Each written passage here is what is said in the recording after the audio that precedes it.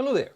Dr. Bill Crawford here, psychologist, speaker, author of 8 books, host of 2 PBS specials, here again to bring you another tip on how to help you create the life you want. Specifically, how to use my life from the top of the mind philosophy to bring more clarity, confidence, creativity into everything you do.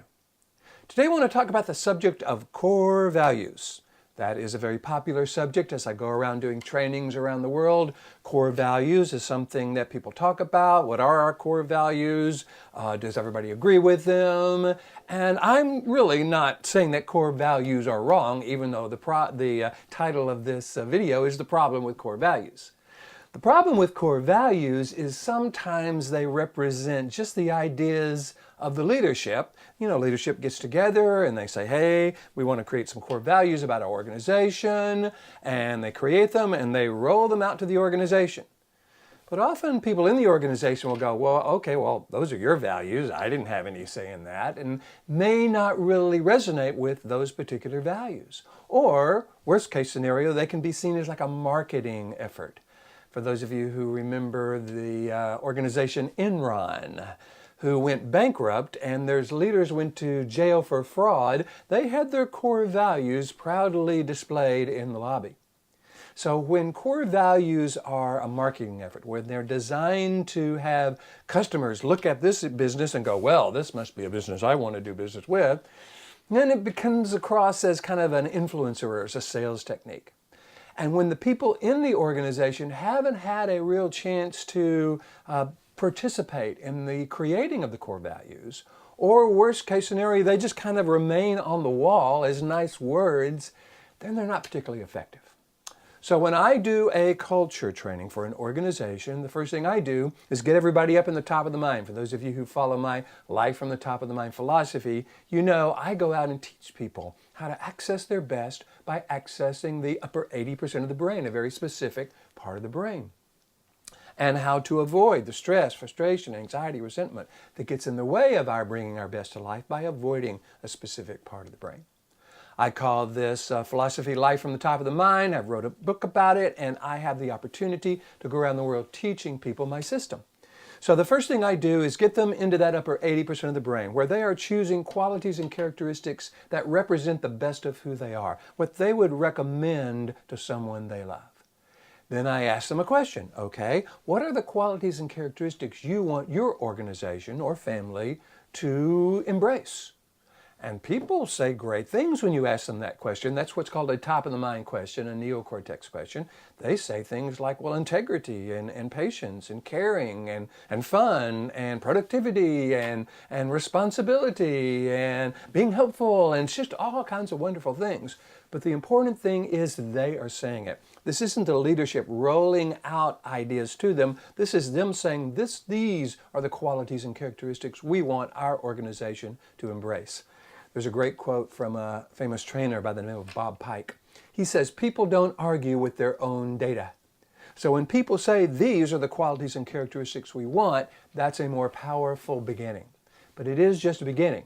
Because if those are just nice words that they put up on the wall, then they can easily be forgotten or certainly not be as impactful as the organization and or family wants them to be. So I say, okay, great stuff. Now, let's make sure we understand what behaviors bring these words to life. When people are being helpful, what are they doing? When they're being resourceful, what are they doing? When they're having high integrity, what are they doing? When they're working well with others, what are they doing? What does that look like? So people come up with behaviors like asking for help or offering help or smiling or listening or being a good team player, whatever it is. These are behaviors that bring the core values to life. It's called operationalizing the core values. Then I say, this is great. Boy, I would love to be in an organization that embraced these values and brought them to life through these behaviors. Then I say, you know, we've all been in organizations in the past where people did things we don't want in our organization. What do we not want in our organization?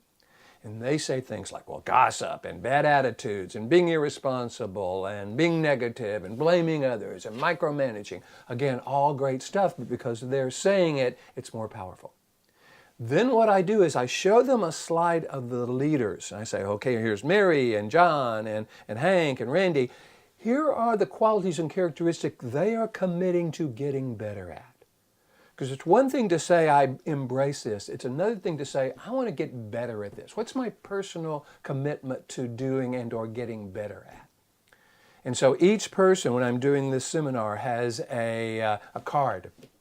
And on the card it says, based on what I've learned today, here are the qualities and characteristics I'm committing to getting better at, say, over the next 2 to 3 months. Everybody fills out the card and signs it. Then some organizations have created something like this. Now, this is like a huge thing in a plant. This is a 24-hour plant up north of Cincinnati called JBM. Great folks, by the way. I did 3 shifts with everybody in the plant. But you can see over here, personal commitment. This is everyone's name and their personal commitment. Now you have a philosophy, a framework, a document really, that goes way beyond just what are our core values. You have values that everyone has embraced and suggested. You have behaviors that bring those values to life. You have things that we don't want in our organization, and you've got a personal commitment from each person in that organization to get better at one or the other of these particular values. That's what makes core values important, because it takes what's important to us and operationalize it by making the behavior, gets really clear what it doesn't look like, and makes a personal commitment to the process. If you would like me to come and do this with your organization or family, I do this with families as well, all you got to do is go to my website, BillCrawfordPh.com, hit the contact button, let me know what you're interested in. Love to talk with you about that. In the meantime, here's to you, bringing more clarity about what's important to your organization and having everyone else have that clarity as well. More clarity, confidence, creativity to everything you do. And I look forward to seeing you in the next video.